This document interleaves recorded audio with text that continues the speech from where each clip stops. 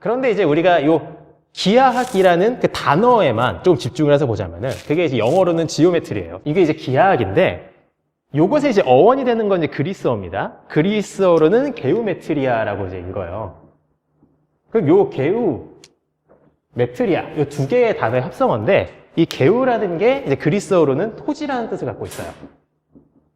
게오가. 그리고 메트리아라는 것은 요것은 이제 측량이라는 뜻을 보통 갖고 있어요. 요게 이제 기하학의 어원인 것이죠. 그러한 측면에서 보자라고 하면은 이 기하학의 원년이라고 하는 것은 고대 이집트 시대 정도로 볼 수 있습니다. 이 이집트에서는 아주 실제적인 문제 때문에 이 기하학이 발전했어요. 왜냐? 이집트라고 하면 우리가 흔히 이제 문명이 거기서 발전이 된 이유가 나일강을 얘기를 하잖아요. 그렇죠? 그러니까 나일강이라는 게 그게 주기적으로 계속 범람을 하거든요. 근데 이제 그 나라 입장에서는 참 골치 아픈 게 물이 한번 쫙 범람하고 나면은 이게 딱 다시 물이 쓸려나가고 나면 땅이 완전 그냥 리셋됩니다. 이게 그쵸? 그러면 사람들이 저마다 토지 구역을 갖고서 다 쪼개놓고서 이만큼은 우리 땅, 이만큼은 너희다 이런 걸 해놨을 텐데 이게 다 리셋돼 버리는 거예요. 내 땅의 경계들이 사라져 버리죠. 그쵸? 그러니까 이 나일강이 범람하는 그것들에 맞춰서 계속 새롭게 토지 측량을 해야 되다 보니까 자연스럽게 이제 실증적으로 경험적으로 요 기하학의 그 데이터가 쌓인 것이죠. 근데 이제 요 이집트에서 요 토지 측량 술로서 어떻게 보면 발전했었던 요 기하학이 이제 그리스, 고대 그리스로 넘어가게 되면서 연역적인 수단으로 이제 이론이 정립이 되게 돼요. 그래서 이제 그리스에서 대략 기원전 300년경에 소위 세계 최초의 수학 교과서라고 이제 불리우는 유클리드의 원론이 탄생하게 됩니다. 그런 말이 있어요. 세계에서 가장 많이 팔린 책이라고 하면은 1위가 성경책으로 보통 꼽혀요. 그 2위가 이거예요. 2위가 원론. 왜냐하면 이것도 역사가 기원전 300년인데 20세기까지 보통 이제 학교들, 대학들에서 이거를 이제 수학 교재로서 많이 채택을 했거든요. 그러니까 참 대단한 역사를 갖고 있는 책이죠. 그러니까 아래에 이제 유클리드 석상이 있죠. 그리고 오른쪽에 있는 그 원론, 파피루스 쪼가리로 지금 남아있는 형태인 건데, 이러한 이제 기하학의 역사가 시작이 됐고, 오늘 이제 우리가 이 기하학에 대해서 이제 이야기를 하면서 가장 먼저 얘기해 볼 것은 점, 선, 면이에요. 기하학의 가장 기본적인 대상들이죠. 그러니까 우리가 중고등학교 때 여러분들이 교과서 학교에서 배울 때는 점과 선과 면에 대해서 어떻게 배우느냐, 모 출판사의 교과서를 제가 거기다가 이렇게 좀 따왔어요. 크레파스를 세워서 움직이면 어떤 도형이 그려지는지 말하시오. 아마도 선을 의미하겠죠, 그렇죠? 그리고 크레파스를 눕혀서 움직이면 뭐가 되겠느냐, 면이 되겠죠. 이런 식으로 가르쳐요. 아마 여러분들도 학창시절에 이와 비슷하게 배웠을 거예요. 점이 움직인 자취라든지 점을 무수히 많이 모으면 만들어지는 거. 그러니까 보통 그런 식으로 아실 거고, 지금도 마찬가지예요. 지금도 학생들한테 선이 뭐냐, 면이 뭐냐 라고 물어보면 보통 그렇게 얘기를 해요. 그런데 과연 그럴까? 이걸 이제 우리는 선이라고 하지만 조금 더 두껍게 그린 이것도 선일까요? 애매하죠, 그렇죠? 이것도 더 확대해서 보면은 아주 두껍게 보일 수도 있을 거예요. 그렇죠? 그럼 이거는 선이냐 면이냐? 기원전 300년경 쓰였었던 13권짜리 원론에 이 점선면에 대한 나름 유의미한 엄격한 정의들이 서술되어 있습니다. 그러니까 이런 뭔가 모호함, 야 이게 점이야? 뭐 확대해서 보는 건 면이잖아 라고 할 수 있는 이런 애매함을 아주 옛날의 수학자들도 이미 인지하고 있었다는 거죠. 그래서 그 기원전 300년 시기에 이미 야 점을 그럼 이렇게 정의하자, 선은 이렇게 정의하자 라고 약속을 한 거예요. 그 내용을 같이 한번 보면요, 1번 점은 뭐다? 부분이 없는 것이다. 2번 선은 폭이 없는 길이이다. 3번 면은 길이와 폭만을 갖는 것이다 라고 정의를 했습니다. 하나하나 좀 곱씹어 봅시다. 점이라는 것은 부분이 없는 것이다. 이건 뭘 의미할까요? 만약에 우리가 이러한 식으로 이걸 점이라고 해보자. 그럼 우리는 이것을 이렇게 반쯤 지우면 더 작은 부분을 만들어낼 수 있어요. 그렇죠? 더 자르면 더 작은 부분도 만들어져요. 계속됩니다. 계속돼요. 이렇게 해놓고서 이걸 점이라고 하면 이것도 안 되겠죠. 왜? 이렇게 자르면 부분이 되잖아요. 이렇게 잘라도 부분이 되잖아요. 얼마든지 더 자를 수 있겠죠. 그러니까 결국 뭐냐면 점이라는 것은 길이도 면적도 혹은 부피도 그 어떠한 것도 같지 않는 것이다 라고 이제 얘기를 한 거예요. 선이란 폭이 없는 길이이다 라고 얘기를 했어요. 무언가 같은 길이 자체는 있는데 이것이 면적을 갖지 않는다. 그러한 대상을 이제 선이라고 얘기를 한 것이죠. 그리고 마지막으로 면이라는 것은 뭐 이러한 이제 면을 그렸어요. 그럼 여기서 우리는 얼마든지 길이라는 것도 얘기를 할 수가 있어요. 원의 지름 길이, 그렇죠? 반지름 길이, 뭐 이런 거, 면적 다 얘기할 수 있죠.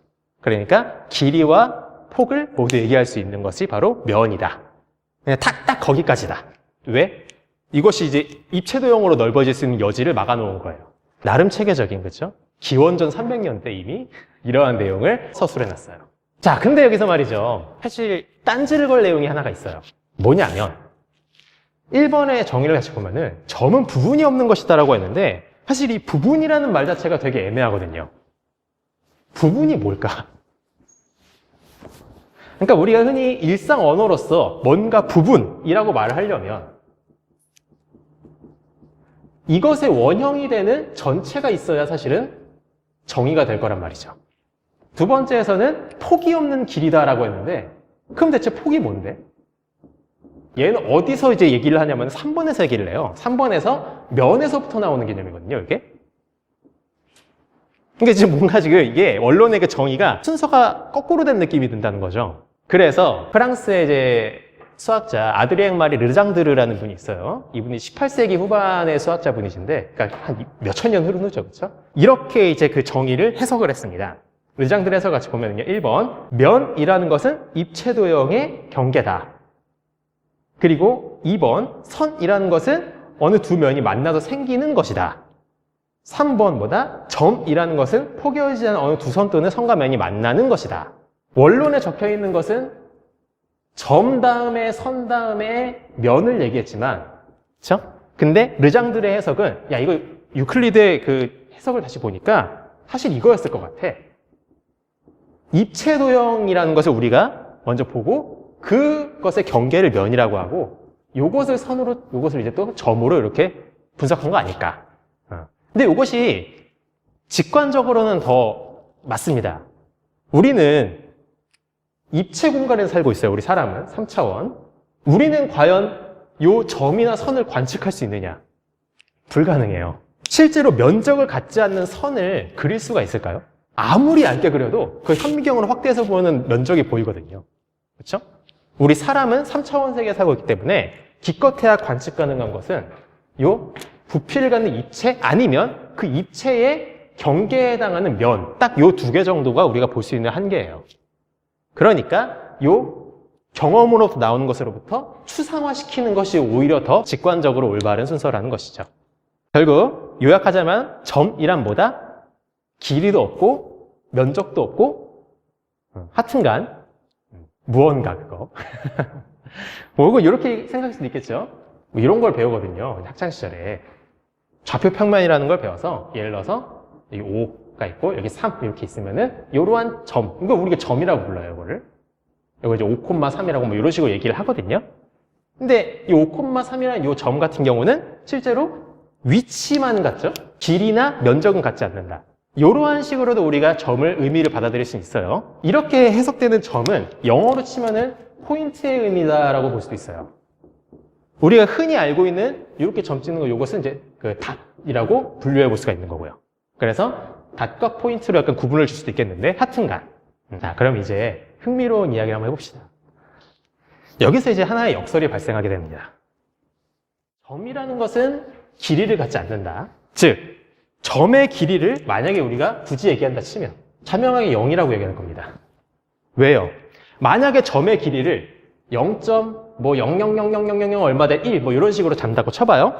그러면 얘는 우리 지난 시간에 배웠죠? 얘는 실수예요. 실수는 실수의 조밀성에 의해서 반드시 0과 2 사이에 더 작은 무언가를 만들어낼 수 있어요. 그렇죠? 그러면 안 된다는 거죠. 점에 부분이 생겨버린 거니까. 그러니까 점의 길이라는 것을 우리가 굳이 얘기한다 치면은 자명하게 0이라고 얘기할 수밖에 없습니다. 그러면 점 더하기 해보자. 그러면 이게 되는 거거든요. 그쵸? 그럼 이 0을 우리가 아무리 더한다고 해도 길이를 가질 수 있을까요? 뭐 이걸 이게 무한계라고 쳐봐요. 0을 무수히 더하면은 1이 될 수 있을까요? 라는 것이죠. 그렇죠? 야 그러면은 그래서 이런 해석들도 있어요. 야 그러면 점은 그냥 점대로, 선은 그냥 선대로 완전히 별개로 그냥 보고 이 둘 간에 뭔가 연관성을 안 말하면 되는 거 아니냐. 하지만 분명하게 유클리드 원론에서도 그렇고 르장드르의 해석에서도 그렇고 분명하게 선에 그 중간중간에는 점이 껴들어갑니다. 왜? 선끼리 교차시키면 점이 나온다면서요. 그렇죠? 그럼 선 안은 분명히 점으로 가득 차 있다는 얘기 아니야. 점을 아무리 모아도 0 더하기 0 더하기 0 더하기 아무리 해도 1이 안 되는데. 자, 이제 여기서 제가 아주 존경하는 수학자 한 분이 나옵니다. 거기에 사진을 실어놨죠? 게오르크 칸토어라는 수학자세요. 되게 그 모난돌이 정맞는다라는 얘기가 있잖아요. 그러니까 수학계에서 상당히 이단화적인 길을 걸어가신 분이거든요. 그래서 그때 당시 이제 기라성 같은 수학자분들한테 왕따를 당했어요. 칸토어가. 심하게. 근데 결과적으로는 칸토어가 현대 수학의 체계를 마련했습니다.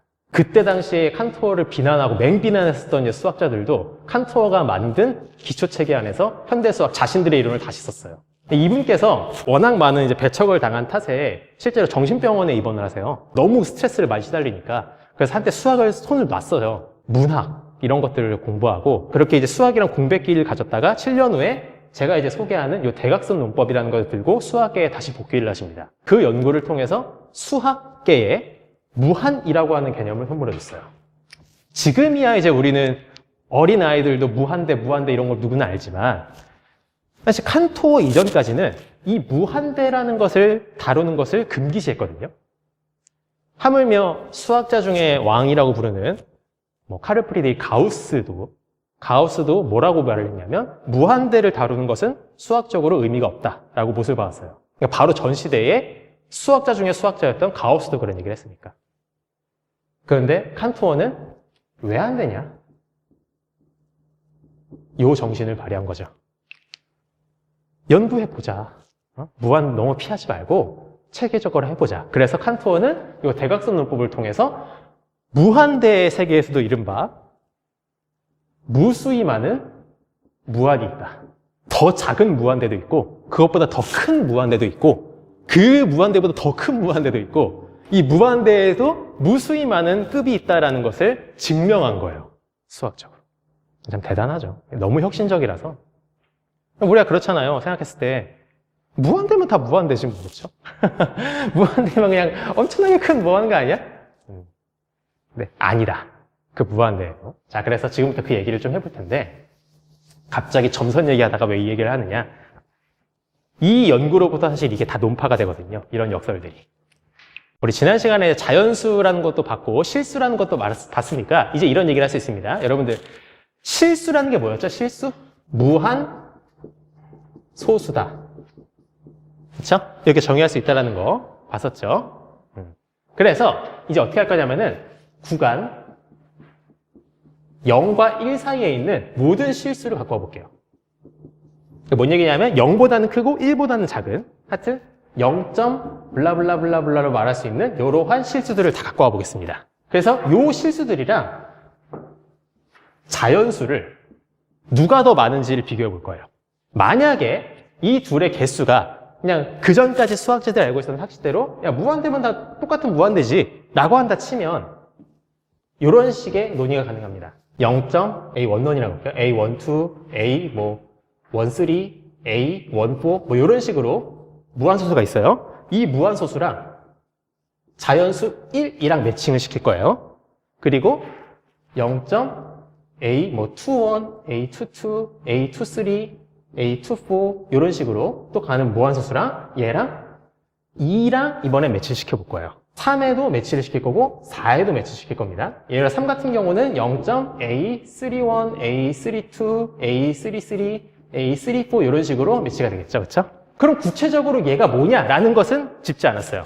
칸토어는. 어쨌든간 이것이 구체적으로 뭔지는 특정할 수 없지만 만약에 자연수의 개수랑 무한소수의 개수가 어느 정도 또이또이하다면 같다면은 그러면 요 1 2에 대응되는 무한소수, 2에 대응하는 무한소수, 3에 대응하는 무한소수 이런 식으로 쫙 다 매칭을 시켜보면 무한대까지 어쨌든 뭔가 다 매칭이 될 거라는 거죠. 구체적으로 뭔지 몰라요. 어쨌든 다 매칭을 시켜놨다라고 보는 거예요. 그럼 이제가 중요한데 이제 이러한 무한소수를 생각해보자. 첫 번째 자리는요. 첫 번째 자리는 여기 있는 A11 있죠. 요거랑 다르게 숫자를 쓸 거예요. 그래서 제가 거기다가 적어놓은 건 뭐냐면 얘가 만약에 1이었어요. 만약에 A11이 그러면 얘를 2라고 놓을 거예요. 얘가 만약에 1이 아니라 뭐 2 같은 거였어요. 그럼 얘를 1이라고 놓을 거예요. 그런 식으로 뭐냐면 중요한 거는 얘랑 다른 숫자를 배치시킬 거라는 거예요. 여기다가 마찬가지로 두 번째 자리에다가는 요 2에 매칭된 거에 요 두 번째 있죠. 얘랑 다른 숫자를 넣을 거예요. 그 다음 세 번째 자리에다가는 여기 3에 매칭된 요 세 번째 자리 있죠. 얘랑 다른 숫자를 넣을 거예요. 그런 식으로 네 번째 거랑 또 다른 거 이런 거를 쭉 만든 그러한 무한소수를 우리가 가져와 보자라는 것이죠. 현재 논리는 이해됐어요? 하나씩 다 다르게 숫자를 배치한 거예요. 어쨌든 그래도 얘도 무한소수잖아요. 그렇죠? 그러면 여기서 봤었을 때 이것과 똑같은 것이 여기에 있느냐라는 거죠. 없겠죠. 뭔 얘기일까요? 이것에 이러한 무한소수, 이러한 실수에 대응되는 자연수는 없다라는 거예요. 이 무한소수들 더미에서부터 하나씩, 그걸 이제 대각선 논법이라 그래요. 그래서 하나씩 다 다르게 숫자를 잡고 나면은 이것도 어쨌든 무한소수잖아. 그럼 얘는 뭐야? 남네. 매칭되지 않고 남는 게 생겨버렸죠. 심지어 얘만 될까요? 아니죠.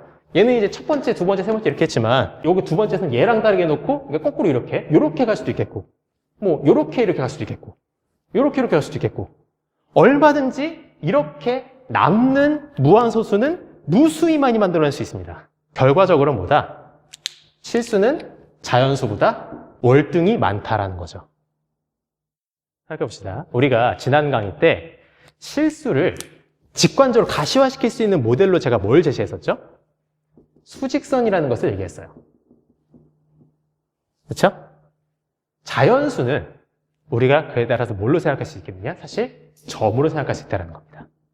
1, 2, 3, 4 이런 식으로 있잖아요. 여기 이 선들은 제가 지난 시간에 그랬죠. 실수의 완비성, 실수의 연속성이라는 건 뭐다? 이 선의 어느 포인트를 집어도 항상 그에 대응하는 실수가 존재한다. 그렇죠? 그래서 이 선 자체를 우리는 실수로 받아들일 거거든요. 그러면은 자연수라는 건 뭐다? 하나하나의 점이었다라는 거예요. 자연수만 뭐 해당한 거 아니죠. 정수도 생각해 볼 수 있겠죠. 그렇죠? 그래서 이제 칸토어께서는 야, 그러면은 어쨌든 간 자연수도 무한이고 실수도 무한이 많으니까 이 두 개를 구분해 볼 필요가 있겠네. 그래서 이제 등장하는 개념이 바로 가산무한과 비가산무한이 등장하는 거예요. 가산이라는 것은 영어로는 카운터블이라는 거예요. 우리는 그 자연수의 페아노 공리계를 우리가 얘기했었을 때, 지난 시간 얘기했었을 때, 자연수는 그 다음 수라는 걸 정의했었잖아요. 그렇죠? 1의 그 다음 수 2, 2의 그 다음 수 3. 그런 식으로 그 다음 수라는 것을 우리는 하나하나 꼽을 수가 있어요. 굳이 뭐 그 안에 있는 개수를 센다 그런 의미는 아니에요. 그런데 실수를 생각해 봅시다. 예를 들어서 0.1, 그 0.1 바로 그 다음에 있는 실수가 뭐야? 0.100000001이냐? 아니죠. 그것도 아니죠. 그렇죠? 언카운터블한. 자, 그럼 우리의 이 역설의 마지막 얘기예요. 점과 선의 관계를 우리가 이걸로 어떻게 명쾌하게 얘기를 해볼 수가 있겠느냐? 우리가 아까 요걸 썼었죠? 0 더하기 0 더하기 0 더하기 0 더하기. 자, 우리가 이거를 무한히 많이 더한다고 했어요. 그렇다면 우리가 여기서 말하는 이 무한이라는 개념은 과연 뭘까라는 거예요. 얘는 가산이겠냐, 비가산이겠냐? 하나 꼽을 수가 있죠. 그렇죠? 분명하게 우리는 그 대상들을 볼 수 있습니다. 뭐 A 더하기 B 더하기 C 더하기 뭐 이런 마찬가지죠. A 옆에 B, B 옆에 C, C 옆에 D, D 옆에 E 이런 식으로. 그렇죠? 그러니까 우리는 이러한 행위는 아무리 한다고 해도 어디까지나 가산무한의 영역이라는 거죠. 아무리 많이 더해도 비가산 영역에는 도달할 수가 없어요. 이거는 우리가 왜? 어쨌든 덧셈의 그 한계인 거죠. 덧셈이라는 것 자체가 이항연산이라고 불러요. 이항연산이라는 건 뭐냐면 두 개의 항을 대상으로 한 연산이라는 거예요. 두 개의 항을 대상으로 한 연산. 그러니까 두 개의 항을 대상으로 한다. 이미 그 개수가 말해졌죠? 가산인 거예요. 카운터블 한 거예요. 그러니까 덧셈으로는 불가능하다는 겁니다. 이게 바로 우리가 점을 아무리 많이 더해도 선을 만들 수 없는 이유예요. 자, 그러면 우리가 이렇게 생각할 수 있겠죠? 야, 그러면은 선을 만들려면 어떻게 해야 되는 걸까? 비가산 무한계를 가져와야 된다는 것이죠. 그럼 선생님, 0을 비가산 무한계 더하면 그러면은 뭔가 1 같은 수가 만들어지나요? 근데 일단은 거기서 어폐가 있는 게 우리는 더한다라는 말 자체가 사실은 덧셈을 얘기하거든요. 그러니까 애초에 불가능해요. 더한다라는 말을 사실 쓰면 안 되는 거예요. 그러니까 만약에 비가산 무한합 같은 뭔가 개념을 생각한다면 더한다라는 말로는 말하면 안 되고 어쨌든 뭔가 비가산 무한계 모은다 막 이런 식으로 얘기해 볼 수도 있겠죠. 그런데 그런 식의 연산은 적어도 제가 아는 선에서는 특정하진 않았어요.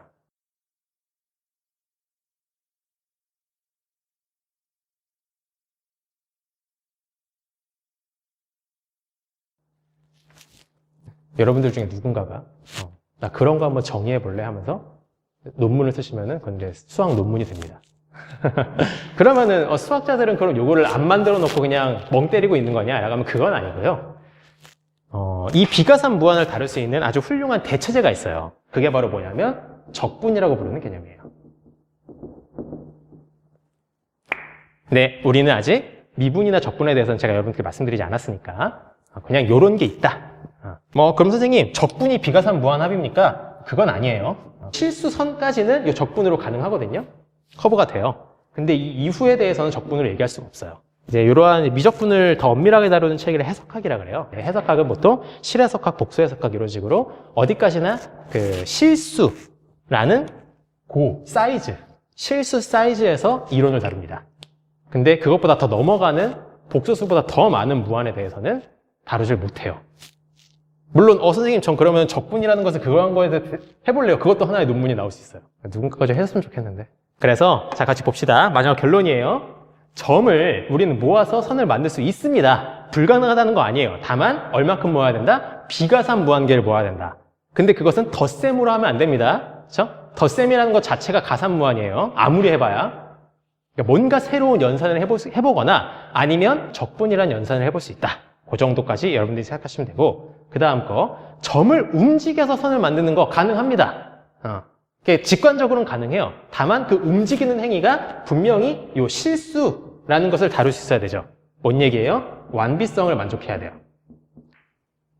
완비성은 제가 다른 말로 연속성이라고 그랬어요.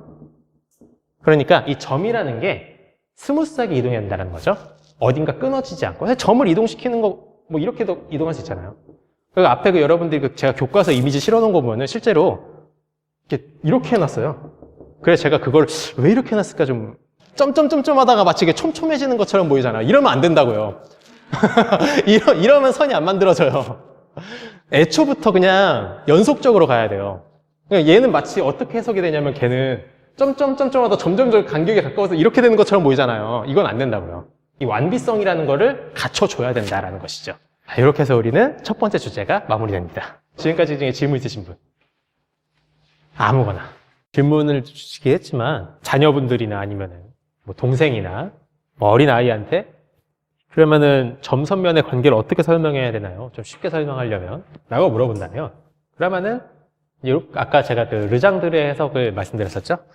그러니까 우리가 흔히 관찰할 수 있는 대상인 입체 그리고 입체의 겉은 면이다. 그리고 그러한 면들이 서로 교차해서 만나는 것을 선이라 그러고 그러한 선들이 교차해서 만나는 것을 점이라 그런다. 그렇게 이제 그 르장드르의 해석 방식으로 설명하는 걸 전 추천을 드려요. 이걸 생각해 봅시다. 제가 여러분들 문제 하나를 내볼게요. 아마 들어보신 분도 있을 거예요. 어떤 사람이 남쪽 방향으로 1km를 갔어요. 남쪽 방향으로. 그런 다음에 동쪽으로 1.5km 갔다고 쳐보죠. 그랬어요. 그런 다음에 다시 북쪽으로 1km를 갔어요. 이렇게 이동을 했어요. 그렇게 한 결과가 다시 원래 자리일 수가 있을까요? 우리가 중고등학교 때 배우는 기하학에서는 당연히 불가능합니다. 이럴 수가 없죠, 그렇죠? 보다시피 자리가 다르잖아요. 근데 현실에서는 얼마든지 가능하죠. 예를 들어서 이 사람이 있었던 위치가 북극 같은 데면 가능해요. 지구가 있어요. 이 지구의 정북쪽에서 1km 가고 1.5km 가고 다시 1km 북쪽으로 간 거죠. 가면은 원래 자리다. 어떤 느낌이 드실까? 이런 현상을 다 보여줬을 때. 야, 이거는 뭐 그냥 특수한 사례로 봐야지. 뭐, 이렇게 얘기할 수도 있겠고. 그래도 우리가 중고등학교 때 배운 거 틀린 건 아니잖아. 뭐 이렇게 할 수도 있겠고. 이것도 그러고 보니까 그렇네? 야, 그러면은 이거랑 뭔가 좀 다르게 또 우리가 연구를 해봐야 되는 거 아니야? 뭐 이렇게 생각해 볼 수도 있겠고, 그렇죠? 후자가 이제 보통 더 학자의 기질에 가까운 것이죠. 수학자들은 이미 일찍이 이러한 문제에 대해서 고민을 했고, 고대 그리스 때부터 구면기하학이라는 게 발전을 했어요. 분명한 것은 우리가 살고 있는 이 지구는 둥그니까. 이러한 세계에 대한 이야기를 할 거예요. 그래서 쉬는 시간 좀 가진 다음에 페이지 그 주제 2에서 페이지 넘어가시면은, 그래서 다시 시작은 유클리드 원론입니다. 유클리드 원론은 뭐 현대 기하학에서도 그 기본 토대입니다. 근데 유클리드 기하학의 공준이라는 것은 뭐냐면, 우리가 지난 시간에 공리라는 얘기가 몇 번 나왔잖아요. 그러니까 공리나 공준이나 둘 다 어쨌든 약속이에요. 약속. 그러니까 요러한 약속 체계 안에서 뭔가 그 이론을 펼쳐나가겠다라는 것인데, 다만 공리라는 것은 기하학뿐만 아니라 뭐 정수론이 됐든 일반적인 다른 수학 체계에서도 공통적으로 다 우리가 약속할 수 있는 것을 어쨌든 공리라고 얘기를 해놓은 것이고, 공준이라는 것은 기하학에 한정해서 뭔가 이제 조금 더 세부 범위로 들어가서 여기 안에서는 이러한 약속을 하자라고 하는 것이 이제 공준이라고 한 건데, 사실상 별로 차이는 없어요. 의미적으로는. 그러니까 여러분들은 뭐 공준이라 하든 공리라고 하는 상관없어요. 그냥 약속이다 어쨌든. 그래서 유클리드 원론 1권에 나와 있는 5개의 공준을 다 긁어보면 다한 것 같습니다. 그래서 이 5개의 공준으로부터 유클리드 원론에 약 500개 정도의 명제가 있거든요. 다 증명이 돼요. 그 기본 근거라는 거죠. 1번 보면은 서로 다른 두 점을 지나는 직선은 오직 하나뿐이다. 서로 다른 두 개의 점이 있으면 약간 좀 이제 불편해 보이기 시작하죠. 자, 이거 점 찍어 놓으면 이게 점이 아닌데요. 이렇게 할 수 있는데, 그냥 우리가 직관적으로 얘기하는 걸로 해봅시다. 서로 다른 두 개의 점이 있으면 거기를 지나는 직선은 반드시 하나다. 라는 거예요. 두 번째, 한 선분은 얼마든지 더 늘릴 수 있다. 선분 하나를 그렸으면은 이것을 우리가 얼마든지 더 연장시켜서 그리는 것이 가능하다. 얘기인 거죠. 세 번째, 임의의 점을 중심으로 하고 임의의 거리를 반지름으로 하는 원을 항상 그릴 수 있다. 하나의 점을 찍어 놓고요. 여기서부터 적당한 반지름을 설정을 해요. 그럼 이걸로부터 원으로 봐주세요. 그럼 원이 만들어질 수 있다라는 것이죠. 네 번째, 모든 직각의 크기는 같다. 여기에도 직각이 있고, 여기에도 직각이 있고, 여기에도 직각이 있고, 이렇게 했을 때 이것들의 크기는 모두 다 동일하다.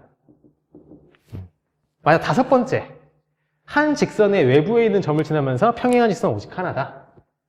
한 직선이 있어요. 그 이 직선 외부에 하나의 점이 있어요. 그러면은 이 점을 지나면서 이 직선의 평행한 직선은 오로지 이거밖에 없다. 자, 근데 이제 이 논의의 시작은 이겁니다. 이게 과연 진짜 그럴까? 그러니까 뭔 얘기냐면, 하나하나 꼽아봅시다. 두 개의 점이 있으면 선을 그릴 수 있다. 그리고 하나의 선분을 우리가 얼마나 늘릴 수 있다라는 것은 눈으로 관찰이 가능해요. 뭔 얘기냐면 자만 있으면 돼요. 자. 어떤 두 개의 점을 딱 찍어 놓으면은 이제 자를 가지고 쭉 대면 되거든요. 그리고 어떤 선분 하나 있으면 자를 가지고 이렇게 쭉쭉쭉쭉 늘리면서 그릴 수가 있어요. 그렇죠? 얘는 컴퍼스가 있으면 돼요. 고대 그리스에도 컴퍼스는 있었어요. 원을 그리는 도구인. 그러니까 점 하나 찍어 놓고 컴퍼스로 적당한 길이 해놓고 그리면 원이네. 관찰되죠. 이거는 각도기가 있으면 됩니다. 적당한 각도기를 해놓고 요거 직각 해놓고서 각도기로 다 눈으로 재보면 되잖아요. 그렇죠? 이거는 이 둘이 진짜 안 만나네요. 이거 진짜 만나는지 안 만나는지를 관찰하려면 어떻게 해야 돼요? 무한정 그려봐야 돼요. 당연히 직관적으로는 어떻게 안 만나겠지 뭐 라고 하지만 관찰은 불가능하다는 거죠. 이 앞서 4개는 관찰이 가능한데 그러한 차이가 있어요. 이제 거기다가 제가 사진을 넣어놨지만 이탈리아 수학자인 사케리를 이제 필두로 한 여러 수학자들은 이 원론을 다시 뒤져보니까 실제로 유클리드가 그 수백 개의 명제들을 증명을 할 때 이 앞선 4개의 공주는 되게 적극적으로 근거로서 채택을 많이 하거든요. 근데 이 5번째 공준만은 다른 명제들을 증명하는 근거로서 사용하는 횟수가 압도적으로 적었어요. 쓰긴 쓰는데 뭔가 되도록 피하려고 하는 느낌이 들었다는 거죠. 야, 그러면은 수학자들이 왔었을 때, 야, 유클리드조차도 이것을 기본적인 상식이라고 우리가 약속하기에는 조금 무리가 있다라고 받아들인 거 아니야? 라고 이제 의심을 품은 거죠. 그래서 이 유클리드 원론 공주는 있는 1번부터 5번까지 있는 거에서 이 1번부터 4번까지를 가지고 혹시 이 5번이 증명이 가능할까? 검증을 해보기 시작한 거예요. 만약에 이 4개로부터 얘가 유도가 되는 결과라면은 과감하게 요거 약속이라는 걸 삭제시켜버리고 아예 그냥 4개로만 세계를 펼쳐버리면 되는 거니까. 굳이 하나의 요 뭔가 직관적으로 우리가 관찰도 불가능한 이런 것까지 수학의 기본 근거로 두지 말고 4개로 가면 그만이잖아요. 그렇죠? 만약에 5번이 이것이 거짓이라고 한다면 그럼 나올 수 있는 상황은 크게 2가지가 있거든요. 첫 번째는 뭐냐면 그러한 평행선은 존재하지 않는다. 또 하나는 이제 뭐냐면은 그러한 평행선이 2개 이상이다. 한 직선을 지나면서 외부에 있는 점을 지나는 평행선은 단 하나뿐이다 라는 게 이제 공리였잖아요. 그렇죠? 그럼 단 하나뿐이다를 만약에 이게 틀린 말이라고 치면 그러면은 아예 없거나 아니면 하나가 아니라 2개 이상이다. 그렇게 나오는 것이죠. 그래서 이 4개를 가지고 이 둘에 대해서 검증을 해본 거예요. 사케리는. 그리고 그 결과 이 4개의 명제로부터 이러한 평행선은 존재하지 않는다. 이것은 거짓이라는 것을 증명해냈어요. 이 4개를 받아들인다면 얘는 말이 안 된다 라는 것을 사케리가 증명한 거예요. 그런데 이 사케리가 나머지 일평생을 이거를 증명하는 데 바쳤는데 결국 해내지 못했어요.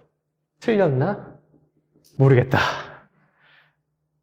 그래서 실제로 사케리는 말년에 이거를 끝내 해내지 못해서 자신이 그동안 해왔었던 연구 업적을 다 폐기 처분해버립니다. 결국 나의 이론은 완성되지 않았다. 마치 그 도자기 장인들이 이건 청자가 아니야 하면서 뺏기게 해보시는 것처럼. 그러니까 사케리만 사실 이거에 달려들었겠냐고요. 많은 수학자들이 야, 저 사람 일평생 거쳤는데도 안 됐대. 내가 해볼래 이렇게 달려들었겠죠. 그 논란의 종지부를 찍은 사람이 바로 가우스입니다. 카르 프리드리히 가우스. 가우스는 어떤 걸 증명해냈냐면 이 5번째 요거를 있죠. 이 5번째 요거를 치우고 요걸 없애버리고 이것을 대신 넣는다 하더라도 이 앞에 4개가 무너지지 않는다. 그러니까 결국 이 4개와는 독자적으로 얘는 별개의 공리로 우리가 받아들일 수 있다라는 것을 가우스가 증명한 거예요. 되게 놀라운 내용이죠. 유클리드 원론이 이게 처음 나온 기원전 300년경이라고 그랬잖아요. 몇천 년 동안 무너지지 않고 있었던 확고한 공리체계였는데 야, 이거 이렇게 바꿔도 된대. 물론 가우스만 이런 걸 한 건 아니라는 거죠. 대표적으로 보여이 야노시라는 수학자가 있어요. 헝가리 수학자인데 보여이 야노시의 아버지도 수학자였어요. 보여이 퍼르컷이라는 수학자가 있어요. 근데 퍼르컷이가 또 가우스의 친구였거든요. 그러니까 아빠 친구가 가우스인 거예요. 이 보여이 야노시가 무지 오랜 세월을 이거 증명을 위해서 바쳤거든요. 실제로 퍼르컷이가 제 아들한테 그거 하지 마라. 그거 연구 좀 그만해. 그랬어요. 야노시는 이렇게 집념을 발휘해서 했죠. 그리고 마침내 실제로 야노시는 독자적으로 이것이 이 나머지 4개와 별개다라는 것을 야노시가 증명을 했어요. 그래서 그걸 논문으로 만들었습니다. 그래서 자기 아버지한테 자랑을 하죠. 아버지, 제가 무에서부터 새로운 세계를 창조해냈습니다. 얼마나 기뻤겠어요. 다른 수학자도 못 해낸 것을 자기가 해냈다고 그러죠. 가우스가 쭉 보고서 하는 말이 이거 내가 몇 년 전에 한 건데. 실제로 이제 가우스는 이미 그 전에 이거에 대한 연구는 끝내난 상태였어요. 다만 가우스는 발표를 미뤄두고 있었던 거예요. 그런 식으로 가우스가 실제로 죽을 때까지도 발표하지 않은 수학 이론들이 무지하게 많아요. 그래서 수학자들은 그러죠. 만약 가우스의 이제 평생의 모토가 뭐였었냐면은 드물지만 성숙하게라는 게 이제 가우스의 모토거든요. 실제로 본인이 연구한 것보다 발표한 거 되게 적어요. 근데 그걸 만약에 다 발표했다면 수학의 역사는 몇백 년이 앞서갔을 것이다라는 이제 수학자들 얘기가 있어요. 하여튼 그래요. 이렇게 해서 유클리드 이제 공준의 5번째가 이제 무너지게 되면서 새로운 기하학 체계가 열리기 시작하는 거예요. 가우스를 필두로 한 여러 수학자들이 평행선이 2 이상. 사실은 무한히 많다라도 가능한 거예요. 이러한 기하학 체계를 만들어요. 그렇게 해서 나오는 게 바로 쌍곡기하학이라는 분야입니다. 그리고 이제 가우스의 제자 베르나르트 리만이라는 수학자가 있어요. 리만도 아주 대중에는 유명한 수학자죠. 리만 가설이라는 거 혹시 들어보셨나요? 그 리만이 이 사람이에요. 리만은 평행선이 아예 없는 그러한 기하학 체계를 만들고 그걸 타원 기하학이라 그래요. 그래서 이제 결국에 이 가우스 제자인 리만은 어떻게 이들에 대한 구분을 할 것이고 그 이제 대상은 무엇이냐라고 했었을 때 곡률이라는 개념을 이용해요. 예를 들어서 이러한 곡선이다 쳐봅시다. 이러한 곡선. 이러한 곡선에서 요 점에서의 곡률, 요 점에서의 곡률이라는 걸 생각해 봅시다. 곡률. 곡률이라는 건 말 그대로 굽어져 있는 정도를 말하는 거예요. 굽어져 있는 정도. 그렇죠? 그럼 여기 봤었을 때 여기의 곡률과 여기의 곡률 중에 그러니까 뭐가 더 많이 굽어져 있느냐? 직관적으로 봐도 얘가 더 많이 굽어져 있죠. 그렇죠? 근데 그걸 이제 우리는 수학적으로 어떻게 계산할 것이냐라는 문제인 거예요. 그럼 정확하게 여기의 곡률은 몇이고 여기의 곡률은 몇이야? 라는 것을 뭐라고 정의해야 할까? 잖아요. 리만은 이것에 대한 곡률의 정의를 곡률 반경분의 1이라고 하죠. 곡률 반경이라는 건 뭐냐면 요 점에 정확하게 이 곡선에서 접하게 되는 그러한 원을 그려봐요. 그러한 원을. 그럼 여기는 작은 원이 만들어질 거고요. 여기는 상대적으로 더 큰 원이 만들어지겠죠? 그렇죠? 이런 식으로. 그랬었을 때 요 접하게 되는 원의 반지름. 이것이 바로 곡률 반경이에요. 그래서 요 점에서의 곡률은 뭐가 되는 것이냐면은 R분의 1이 되는 것이고요. 요 점에서의 곡률 라지 R분의 1이 되는 거예요. 하게 봅시다. 만약에 요 R이라는 것이 1이었고 요 라지 R이 2였다고 해봅시다. 그러면 요건 몇이 돼요? 1이 되죠? 1분의 1이니까 얘는 2분의 1이 되죠? 그쵸? 얘가 더 숫자가 크네요. 더 곡률이 크다. 더 많이 굽어 있다. 이렇게 정의한 것이죠. 그럼 왜 리만은 이렇게 정의를 했느냐? 항상 정의할 수 있고 굳이 외부의 다른 어떤 개념 필요 없이 거의 한 포인트에 대해서만 얘기할 수 있기 때문에 그에 대해서 얘기하려면 할 게 많지만 자, 여기까지 괜찮아요. 곡률 반경분의 1이라는 거, 요걸 이제 곡률이라고 정하는데요. 곡면 같은 경우는 좀 애매해지거든요. 예를 들어서 요렇게 곡면. 그럼 요 점에서의 곡률은 우리가 어떻게 얘기를 할까? 여기에서 접할 수 있는 원은요, 종류가 360도 회전시켜서 보면은 원의 종류가 되게 많잖아요. 그렇죠? 어느 한 부분에서는 조금 더 작은 원이 나올 수도 있고 어느 부분에서 더 큰 원이 나올 수도 있고 되게 다양하잖아요. 그렇죠? 그래서 이제 가우스 곡률이라는 개념이 있어요. 또 가우스 이름 나오죠? 가우스 곡률은 이제 뭐냐? 여기서 만들 수 있는 곡률은 360도 회전시켜 보면은 무수히 많아요. 가장 곡률이 큰 거, 그리고 가장 곡률이 작은 거, 그 두 개를 곱셈을 해서 요거를 이제 선택을 합니다. 근데 그 과정에서 방향성도 체크를 해줘야 돼요. 이런 식인 거예요. 만약에 내가 평면을 이렇게 잘라봐요. 이렇게 잘라보면은 이렇게 이제 곡선이 나왔다고 쳐보죠. 그럼 요 곡선의 방향은 이제 우리가 이렇게 위로 편한다고 쳐보죠. 그리고 이번엔 평면을 이러한 식으로 잘라보겠습니다. 그러면은 또 이렇게 또 나올 거예요. 그렇죠? 이렇게 나왔었을 때 얘도 지금 방향이 같은 방향이 되면서 플러스 곡률이 나오게 돼요. 근데 이제 이렇지 않은 상황이 있어요. 예를 들면 이런 거죠. 이러한 점 했었을 때 이렇게 되는 거예요. 말안장 형태를 생각하시면 돼요. 말안장 형태를 생각했을 때 이렇게 만약에 평면을 잘랐다. 그러면은 이러한 곡선이 나오고 이러한 곡선이, 그리고 이렇게 평면을 잘랐다라고 하면은 이러한 곡선이 나와요. 그러면 이 위에 있는 곡선 같은 경우는 얘는 이렇게, 그리고 얘는 이렇게 방향이 돼버려요. 반대 방향이 되죠. 그럼 이 경우에는 이 둘의 곱셈 결과가 음수가 나오게 세팅을 한 겁니다. 그래서 하여튼간 여기를 360도 회전시켜보면서 나올 수 있는 평면들을 쫙 다 잘라보고 곡률들을 구한 다음에 그 중에 가장 큰 거, 그리고 가장 작은 거, 그걸 이제 두 개를 곱해서 방향까지 고려한 거, 그게 이제 가우스 곡률이라는 개념이에요. 가우스 곡률을 가지고 그래서 우리는 곡면의 그 곡률을 계산합니다. 자, 그래서 이제 우리 중요한 거는 그래서 이제 기하학의 분류를 곡률 가지고 어떻게 하느냐라는 거 같이 봅시다. 자, 기하학의 분류 첫 번째 뭐다? 곡률이 0으로서 항상 일정한 공간에서의 기하학을 이제 우리는 유클리드 기하학으로 보는 것이고요. 그리고 곡률이 일반적으로 0이 아닌 세계에서의 기하학은 비유클리드 기하학으로 보는 거예요. 이러한 면에서 제가 아까 얘기했었을 때 얘는 양의 곡률이 나온다고 그랬죠? 두 개 곱했었을 때 결과가. 이런 식으로 항상 가우스 곡률이 플러스로 나오게 되는 공간에서의 기하학을 우리는 타원 기하학이라 부르는 것이고, 지금 앞에 여기 말한장 형태처럼 보다시피 가우스 곡률의 결과가 항상 음수로만 나오게 되는 그러한 세계에서의 기하학을 바로 쌍곡 기하학이라고 분류를 한 거예요. 그래서 제가 이렇게 거기 써놨죠? 3번. 곡률이, 이러한 이제 곡률을 우리가 형식적으로 정의할 수 있는 그러한 일반적인 기하학을 우리 뭐라 그런다? 리만 기하학이라고 부르는 겁니다. 가우스의 제자인 이 베르나르트 리만도 천재예요. 대단한 수학자였어요. 가우스가 살면서 인정한 수학자가 몇 없거든요.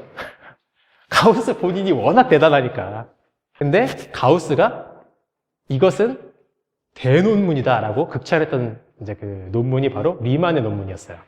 그래서 우리는 타원 기하학의 몇 가지 재미난 성질들을 한번 볼 거예요. 그 다음 페이지를 보시면 여기에 있는 모든 그 점에서의 곡률은 전부 다 어떻게 나오고 있어요? 다 양수로 나오게 되겠죠. 그렇죠? 이러한 세계에서 우리가 첫 번째 같이 보면은요, 평행선은 존재하지 않는다. 생각해 봅시다. 종이에다가 여러분들이 나름 평행선이라는 거 두 개를 그려보세요. 평행선이라는 거 두 개 그려놓고 요거를 뭐 공 같은 거 있죠? 테니스 공 같은 거 거기다 한번 감싸보세요. 그럼 어떻게 되나? 얘가 휘어집니다. 이 두 개가 말려 들어가면서. 이렇게 생각할 수도 있어요. 선생님, 만약에 우리가 위도선 긋듯이 이런 식으로 그리면 요거는 서로 안 만나는 거 아닌가요? 라고 하셨겠지만 요 구면상에서 사실 얘는 직선이 아니에요. 구면에서 우리가 지구에서 직선을 그리잖아요. 반드시 지구를 정방향으로 한 바퀴 삥 들어서 옵니다. 실제로 얘가 여기서 이렇게 선을 그린다 치면은요, 요것은 굽어 있게 돼요. 그러니까 왜 여러분들 그거 있을까요? 비행기의 그걸 보면은요, 걔가 일직선으로 날아가는 게 아니라 이렇게 휘어서 날아가는 것처럼 보이죠? 사실은 그게 최단 경로인 거예요. 그래서 실제로 타원 기하학 같은 경우는 천문학, 항법, 비행기 이런 항해술 이런 것들에 상당히 막대한 영향을 미치는 그러한 학문 분야입니다. 그래서 평행선은 존재하지 않고요. 두 번째, 당연히 직선의 길이는 유한합니다.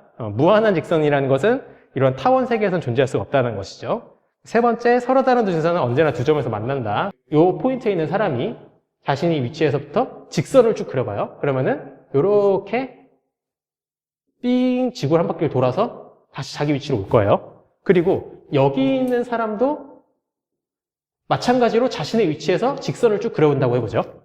그러면 한 바퀴 삥 돌아서 올 거예요. 그러면 이 두 개의 직선은 만나게 되죠. 두 개의 점에서 필연적으로. 네 번째, 삼각형 세각약은 당연히 180도보다 클 수밖에 없어요. 예를 들어서 여기서 삼각형의 한 변을 이렇게 그려요. 이렇게 한 변을 딱 그리고 여기서 그대로 적도 따라서 그려요. 그리고 여기서 또 이렇게 그려봐요. 만약에 내가 여기에 있는 사람은 처음 스타트는 뭐였었냐면은 이렇게 직각이었을 수도 있어요. 그렇죠? 이 점에서 이게 직각이었던 것이죠. 근데 그것이 적도로 가고 또 적도로 가서 이루어지면은 이걸 삼각형이라 정의합니다. 타원기하학에서는. 이 삼각형의 세 내각이 하면 뭐가 돼요? 90도에 곱하기 3인 270도가 되는 것이죠. 그렇죠? 180도가 아니라는 거예요. 그러니까 여러분들이 이 파트를 통해서 느껴졌으면 좋겠는 게 뭐냐면은 수학이라는 것을 우리가 늘 어렸을 때부터 배웠었던 그 수학은 늘 교과서 안에 있는 것이 뭔가 진리고 그것이 다인 것처럼 살면서 생각하거든요.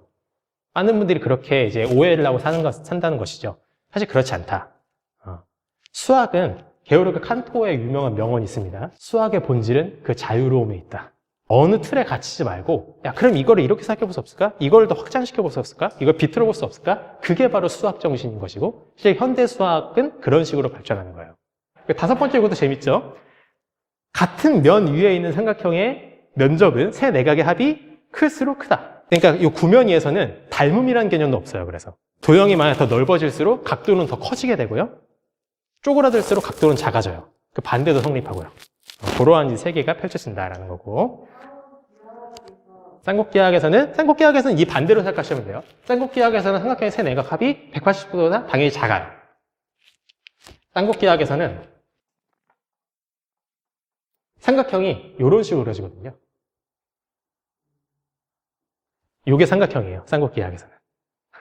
그래서 작습니다.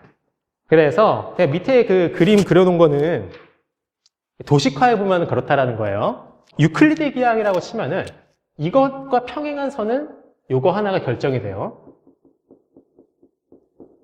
근데 쌍곡기하학에서는 이런 식으로 그려지지가 않고 이게 다양하게 막 이런 식의 파생이 다 가능합니다.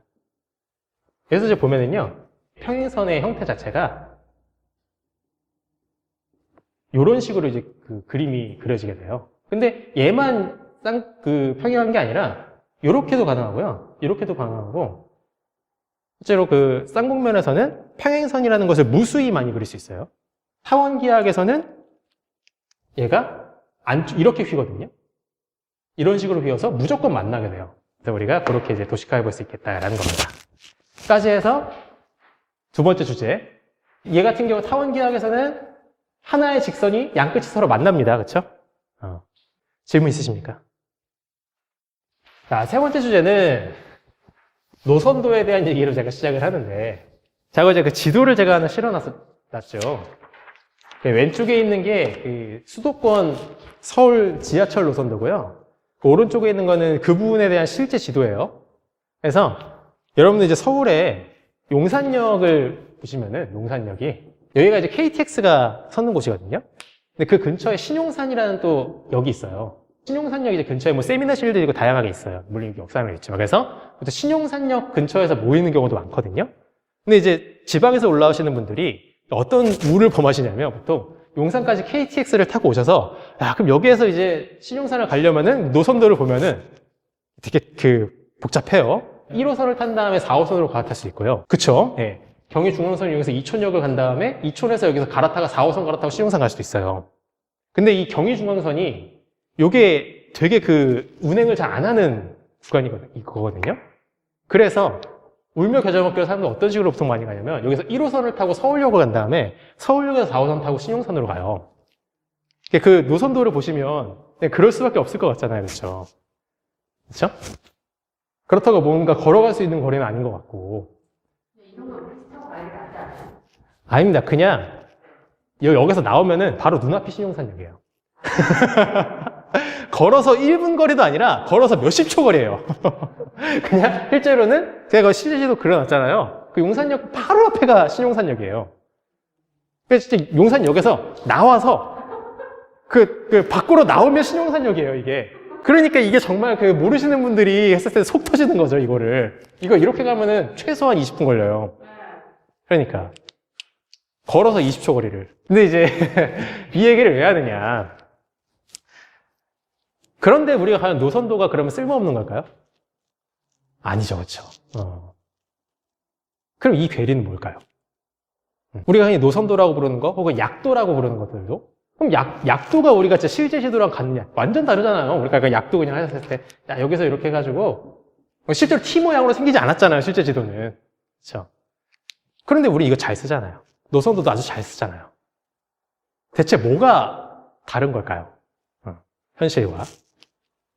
이에 대한 학문이 또 이제 수학에서 아주 또 중요한 학문 분야 중에 하나예요. 결국에 핵심은 뭐냐면 노선도를 우리가 이용할 때는 실제로 뭐 그 역들 간의 거리가 몇이냐 이런 게 중요한 게 아니라는 거죠. 이 역들 여기서부터 여기까지가 뭐 실제로 몇 킬로미터 이게 아니라 이 역들이 어떻게 연결되어 있느냐 라는 게 사실 노선도를 구성하는 데 있어서 중요한 거라는 거죠. 그러니까 우리가 중고등학교 때는요, 학창 시절에는 도형이라는 것을 배울 때 늘 도형의 정확한 계측이 되게 중요한 것인 것처럼 다뤘어요. 이 도형의 길이가 됐든 면적이 됐든 부피가 됐든 그걸 어떻게 공식을 써가지고 정확하게 구하는 것이냐가 마치 도형을 다루는 지상 과제인 것처럼 배웠다는 거죠. 근데 아니라는 거죠. 그런 관점에서 우리가 그동안 되게 중요했던 그 거리로부터 파생되는 뭐 면적이 됐든 그 개념을 완전 배제시켜버린 기하학 분야가 탄생합니다. 그걸 이제 위상수학이라고 그러는데, 그러한 이제 위상수학의 포문을 여신 수학자가 제가 거기 이제 그 사진을 해놓은 오일러세요. 오일러 누님께서 또 등장하시는 거죠. 케니스베르크의 그 다리가 유명한 문제입니다. 이게 이제 프로이센의 프레겔 강이라고 그러거든요. 그 강의에서 7개의 다리에 대한 얘기인 건데, 그때 이제 그런 이제 문제가 유행했었다 그래요. 야, 7개의 그 다리를 한 번씩 지나면서 모두 건널 수 있느냐. 근데 오일러가 본인의 논문에다가 이것이 불가능하다라는 것을 이제 수학적으로 증명을 해요. 그러면서 이제 도입한 개념이 정점, 벌텍스의 개념이랑 거기에서의 차수. 차수라는 것은 어느 한 정점이 있어요. 이 점으로부터 연결되어 있는 선의 개수가 차수예요.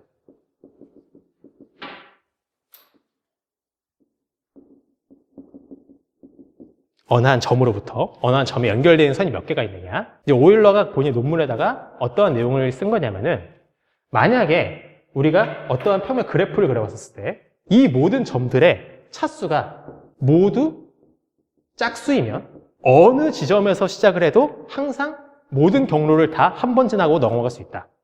즉 한붓 그리기라 그러죠. 우리는 가능하다 라는 걸 이제 증명한 거예요. 얘 같은 경우는 불가능합니다. 얘는 왜 불가능하냐면은 이러한 점을 봅시다. 이러한 점을 보면은 여기는 차수가 3이죠. 그렇죠? 이러면 안 된다. 근데 다만 만약에 플러스 차수가 홀수인 게 존재하는데 그 홀수인 것의 개수가 2개라면은 이러한 홀수점에서부터 또 한붓 그리기가 가능하다. 뭔 얘기냐면, 예를 들어서 이렇게 있다 쳐보죠. 얘는 여기에서의 차수는 몇일까요? 2예요. 그렇죠? 여기에서도 2예요. 여기에서는 3이죠. 그렇죠? 여기서도 3이죠. 얘는 뭐다? 차수가 홀수인 게 딱 2개 있죠. 그럴 때는 요 홀수인 점 어느 한 곳에서부터 한붓 그리기를 할 수 있다. 실제로 얘는 가능하죠. 이런 식으로. 그렇죠? 이거예요. 그래서 제가 그 뒤에다가 문제 하나 나왔죠. 그게 그 TV에 문제정답자라는 프로그램이 있어요. 거기서 실제로 나온 문제인데, 다음 도형을 한붓 그리기 해라 라고 하면 여러분들은 이 오일러의 이론을 받아들인다면 뭘 해보면 되느냐? 만약에 홀수 차수인 점이 있다면 그걸 찾으면 돼요. 그거 보시면은 정 가운데 위쪽에 있는 게 거기가 차수가 몇이에요? 3이잖아요. 그쵸? 그리고 가장 밑에 마찬가지로 정 남쪽에 있는 것도 차수가 3이죠. 그쵸? 그러면 위에서부터든 아래서부터든 시작하면은 한붓 그리기 할 수 있어요. 그거를 우리가 굳이 선 대려보지 않아도 알 수 있다는 거죠. 여러분들은 이게 제가 지금 이렇게 그림, 놀이처럼 해놨지만, 실제로 어떤 도시를 계획을 할 때, 도시의 이제 도로망이라든지, 아니면 우리가 인터넷 기지국가 할 때 인터넷망이라든지, 실제로 회로를 만든다든지, 요새 이제 AI를 치면 AI의 인공신경망을 짠다든지, 등등의 다양한 분야에서 되게 활발하게 쓰이는 이론이에요. 단순히 놀이로 치부할 건 아니라는 거죠. 분명히 도형을 다루고 있지만 거리 같은 거 안 쓰잖아요. 그렇죠? 여기서 여기까지의 길이가 몇이다. 이런 내용 전혀 필요 없잖아요. 그리고 오일러께서 또 위상수학의 하나의 큰 또 공헌하신 게 오일러 지표라는 것을 만드세요. 자, 어느 이제 볼록 다면체가 있을 때 그 다면체의 꼭지점 개수가 V. 이 V는 벌텍스의 약자입니다. 이걸 한국말로 번역하면 정점 혹은 꼭지점 이런 식으로 번역을 해요. 그리고 변의 개수 E라고 하죠. 이거 엣지의 줄임말이 앞글자. 모서리라는 식으로 우리가 번역을 하죠. 그리고 면의 개수 F. 이거 베이스의 약자예요. 라고 했었을 때 항상 다음과 같은 공식이 성립한다 라고 해서 V 빼기 E 더하기 F를 한 결과는 항상 2가 된다 라는 것을 증명을 했어요. 예를 들어서 다음과 같은 3연차가 있다고 해봅시다. V는 몇이냐? 하나, 둘, 셋, 4개예요. E는 몇이냐? 하나, 둘, 셋, 넷, 다섯, 6개예요. F는 몇이냐? 면의 개수 4죠. 그쵸? 4 빼기 6 더하기 4 하면은 뭐다? 2가 된다. 그쵸? 8 빼기 6 하면 2니까. 직육면체가 있어요. 이 육면체의 V는 하나, 둘, 셋, 넷, 다섯, 여섯, 일곱, 여덟, 8개예요. E는 변의 개수 4, 8, 12가 되고요. F는 6개죠. 그래서 8 빼기 12 더하기 6을 하면은 또 2가 나옵니다. 거기다 플러스, 만약에 이 다면체에서 구멍이 뚫리게 되면은, 예를 들어 이런 식인 거예요. 그래서 위아래를 관통하는 이런 구멍이 있어요. 그러면은 이제 가면체는 이렇게 이제 그려요. 그랬을 때 얘 같은 경우는 어떻게 되느냐? 이제 공식이 거기에 구멍의 개수가 G라는 것이 구멍이 들어가요. 구멍의 개수는 G. G는 지너스, 프랑스어의 제일 앞에다 G를 쓴 거예요. 그래서 V 빼기 E 더하기 F, E 빼기 EG라는 이러한 공식이 성립하게 됩니다. 빠르게 세보면은 혹시 이게 궁금하실까봐 V는요, 점의 개수 하나, 둘, 셋, 넷, 다섯, 여섯, 일곱, 여덟, 아홉, 열, 열둘, 열세, 열여섯 개예요. E는 그 선분의 개수는 요거 다 선분으로 쳐야 되거든요. 왜냐하면 우리가 다각형이라고 할 때 이건 다각형으로 안 봐요. 다각형이라는 것은 볼록 다각형은 이렇게 해서 쪼개서 사다리꼴 4개가 있다라고 이제 분석을 해주는 거예요. 그래서 요 같은 경우는 선의 개수가 하나, 둘, 셋, 넷, 다섯, 여섯, 일곱, 여덟, 밑에도 8개, 8개, 24. 면의 개수는 하나, 둘, 셋, 넷, 다섯, 여섯, 일곱, 여덟, 16개. 이렇게 안 되는데? 맞네. 이게 변의 개수가 틀리죠. 변의 개수가 1, 2, 3, 4, 5, 6, 7, 8, 9, 10, 11, 그러니까 12개가, 이게 밑 한 면에 12개가 있어요. 12개에다가 하나, 둘, 셋, 넷, 다섯, 여섯, 일곱, 여덟, 24에다 32개인 거죠. 맞네. 자, 그래서 오늘 수업에서 맞춰야 되는데 거기에 제가 수학자 써놓은 리스팅이라는 분이 이러한 이제 도형의 연결성의 중요함을 설파하면서 위상수학이라는 용어를 처음 쓰신 수학자입니다. 리스팅이. 그리고 이제 밑에 있는 푸엔카레가 이러한 연결성에 대한 개념, 그리고 어떻게 다룰 것이냐는 방법론적인 측면에서 상당히 많이 발전시킨 사람이 푸엔카레예요. 푸엔카레의 추측이라는 또 그 유명한 추측을 남기신 분이죠. 그래서 흔히 이제 푸엔카레는 우리가 위상수학의 창시자라고도 꼽습니다. 그러니까 왜 연결성이 중요하냐 한마디로 딱 하면은 우리가 하나의 도형을 인지한다는 것은요, 이 도형 안에 있는 사실 점들이 다 연결되어 있기 때문이거든요. 예를 들어서 어느 가래떡이 하나 긴 게 있어요. 그 가래떡을 우리가 하나라고 하는데 요거를 가운데 끊어봅시다. 그럼 우린 그걸 2개라고 하지 하나라고 안 하죠. 그렇죠? 이제 그 위상수학에서 처음 되게 중요한 키워드가 되는 것이고, 그래서 우리가 위상동형이라는 거, 컵을 우리가 잘 이렇게 주물주물 찢거나 구멍 내지 않는 방식으로 주물주물 해주면은 도넛 모양과 사실상 이 두 개는 같은 모양이다라고 얘기를 해주는 것이고요. 그러한 내용들을 실어 놓은 거고, 이렇게 해서 기하학의 세계는 이러한 세계도 있다라는 것도 설명드리고 오늘 내용에서 마치도록 하겠습니다. 마치겠습니다.